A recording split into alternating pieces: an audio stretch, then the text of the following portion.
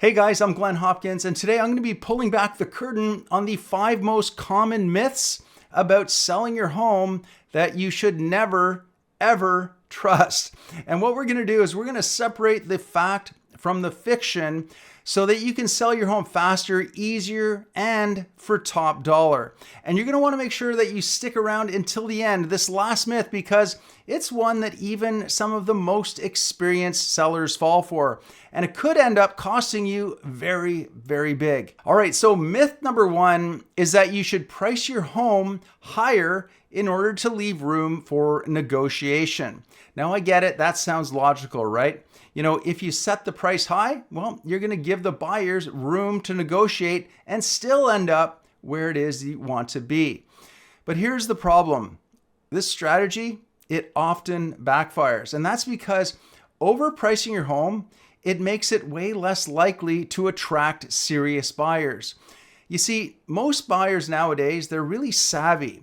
They know what homes are worth and they're going to shop around within their specific price range, which means that if your home is overpriced, they're not even going to consider it.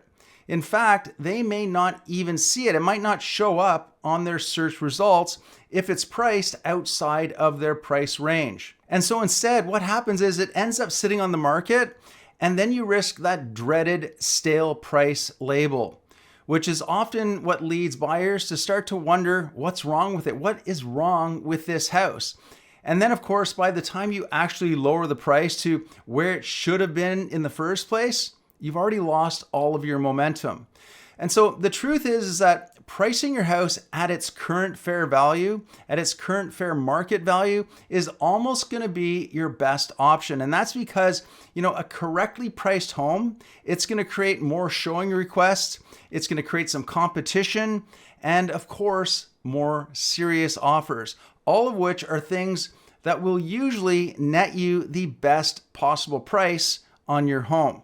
Now, of course, that said, it's crucial to understand whether you're in a buyer's market or a seller's market. Now, in a buyer's market where there are more homes for sale than there are actual buyers, you may need to price your home more strategically, sort of anticipating where the market is headed so that you can stay ahead of it.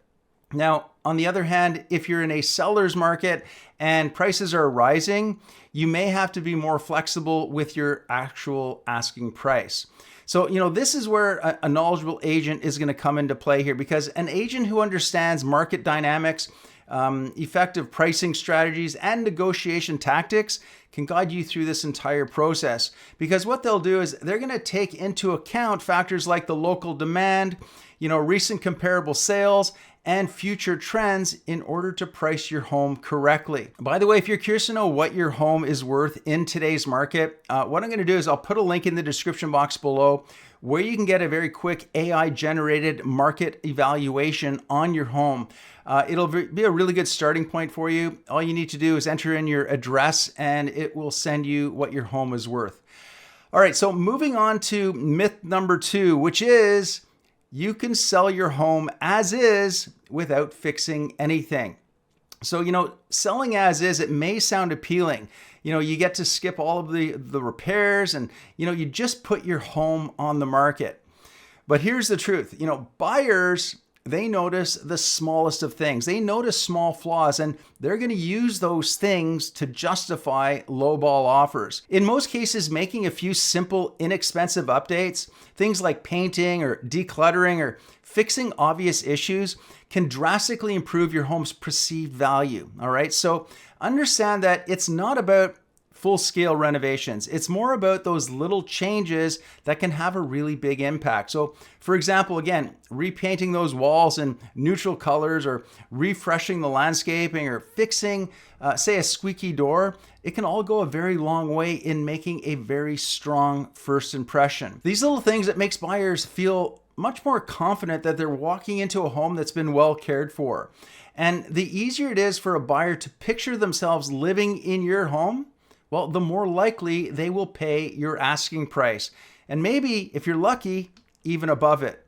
Now, if you want to learn more about which updates and repairs that you should focus on and which ones that you should absolutely avoid wasting your money on, you're going to want to have a look here on this channel because I've created some other videos on this very topic. So make sure you watch those videos. Now, myth number 3 is the best time to sell is always in the spring. The classic spring selling season. Don't get me wrong. I mean, spring is a popular time to sell, but the idea that it's the only time to sell, well, that's a very big myth. Because the reality is that homes sell year around. You know, timing depends more on your local market conditions and buyer demand than they do on the actual calendar. So for example, in the fall or the winter, there's often less competition from other sellers, which can actually work to your advantage. Plus, buyers who are looking during those seasons, they're usually more motivated to make a quick decision. But here's something that most people don't even think about. The truth is that the best time to sell your home is often based on your personal situation and not just the time of year. So, you know, maybe you need to sell really quickly because of a job relocation, or, you know, maybe there's a financial change in your life, or perhaps, you know, you found your new home already, your next home. Whatever that reason is, focusing in on your unique needs and working with an agent who understands your goals is going to be key to finding the right timing for you specifically. You know, selling your home, it comes down to strategy and not just the season alone. And that's why working with an agent who knows the market is going to be really important, because they can help you navigate the timing and tailor a plan that works best for you and your unique situation. Now, speaking of agents, that brings us to myth number 4, which is you don't need an agent. You just need to list online. And you know, with all of the DIY options out there, it's really easy to think that you can skip an agent and save on the commissions.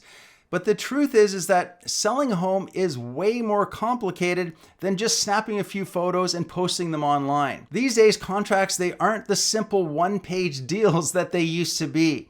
You know, nowadays, they're going to be packed with all kinds of details, things like financing clauses, home inspections, strata documentation, tenancy laws, you name it, taxes. And the thing is that a good agent, they know how to navigate all of that and also how to draft you a solid enforceable contract that is going to protect your interests. And it's not all just about the paperwork either. You know, selling home, it comes with a lot of moving parts. And a skilled agent, they're going to know how to do all sorts of things. Things like how to market your home to get you the most eyeballs on it as possible.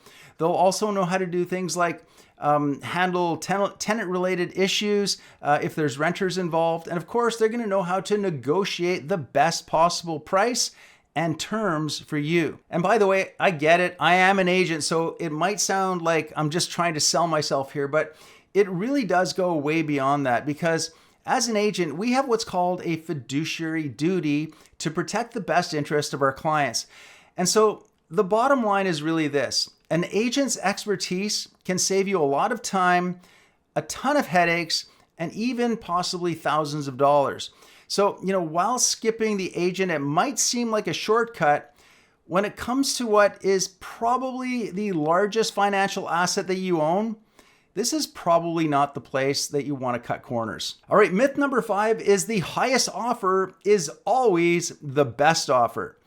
And I get it. You know, it's easy to assume that the highest offer is the best one. I mean, after all, who doesn't want the most money for their home? But the truth is that selling a home isn't just about the price tag. There is much more to consider here. A good offer is about a full package here. It's not just about the number at the top of the page.